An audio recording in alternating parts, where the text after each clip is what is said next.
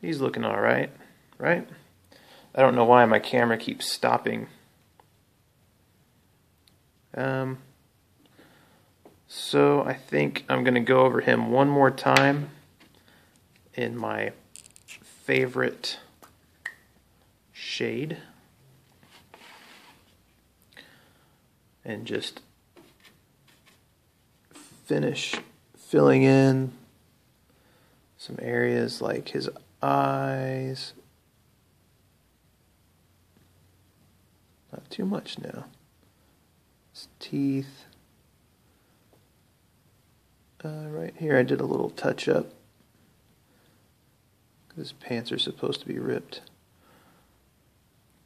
And I'm just going to do this to make sure there's some sort of shadow there and to give it a consistent depth.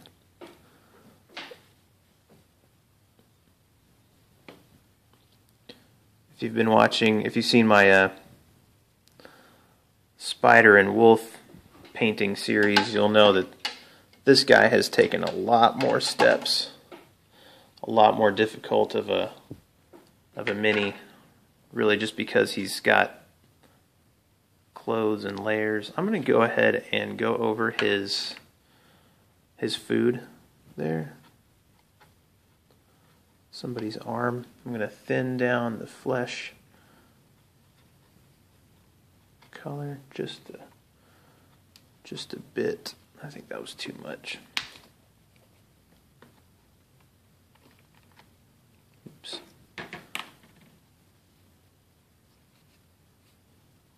There we go. I'm going to go over his dinner here just to kind of differentiate it from the rest of him.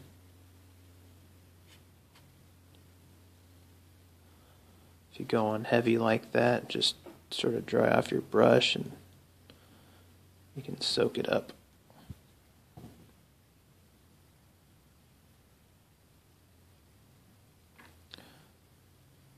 And going over stuff can be kind of nerve-wracking because if you get it, of course, on the parts that aren't supposed to be the color you're painting, they will look bad. When you thin your paints, that problem is decreased by a lot. There's a lot.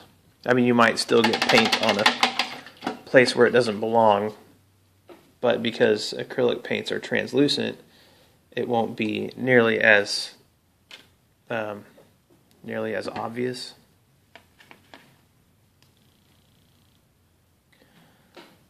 Now I'm going to, let's see. This is Testor's brand Gloss Red. This is really for painting cars. I have very little use for it in this. Oops. But what I like to do is mix a little black.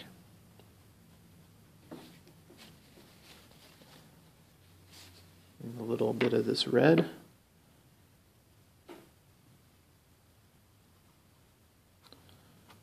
And this is a glossy black shade and a glossy red paint. Oh no. That'll be alright. This has kind of started to separate. It probably won't show up on camera, but some acrylic paints will separate if you don't use them for a while. And I haven't used this in a while. You gotta shake them up. Certain brands will hold together longer than others.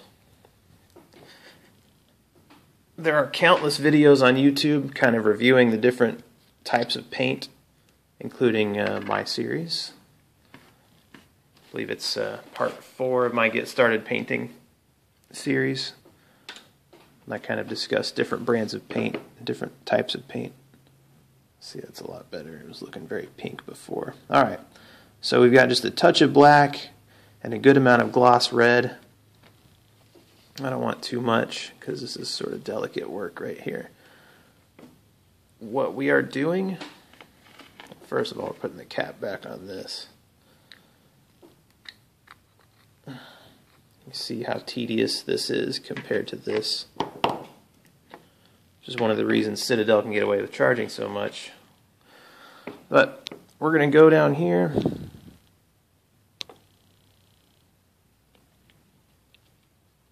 And we're going to make this stump bloody. Oh, well, that's all right.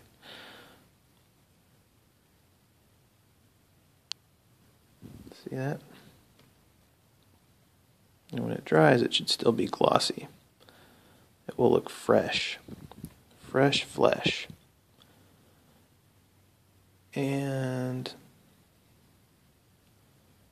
here, here, here, I think.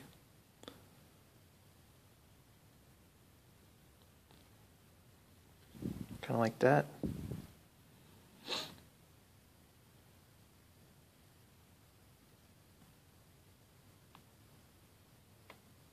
Hear me being quiet.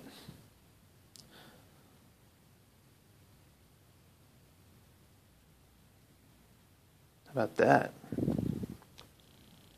Nom nom nom nom nom nom.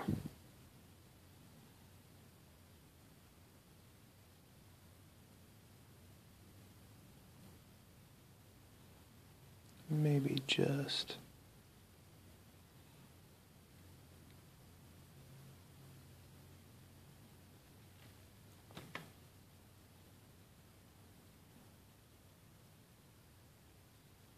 don't want to make him look like he's wearing lipstick.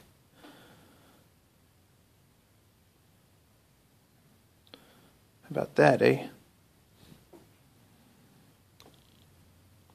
Nom nom nom nom nom nom. Not bad, not bad.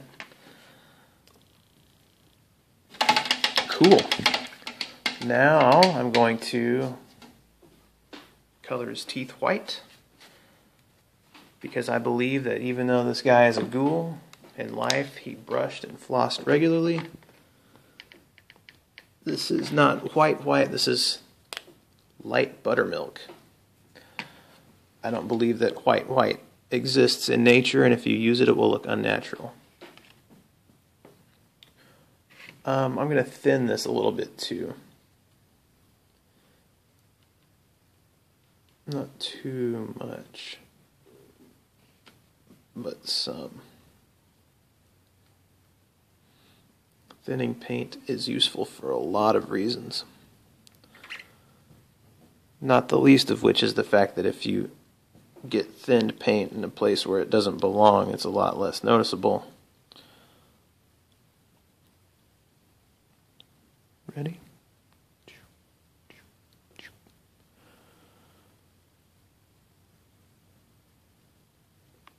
We don't want to leave him buck-toothed.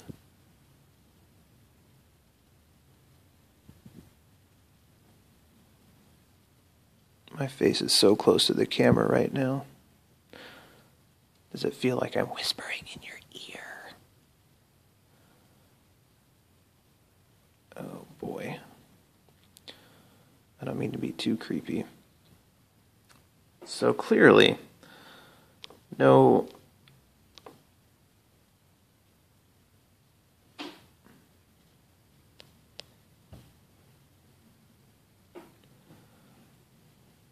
person, living or dead, would have teeth that white.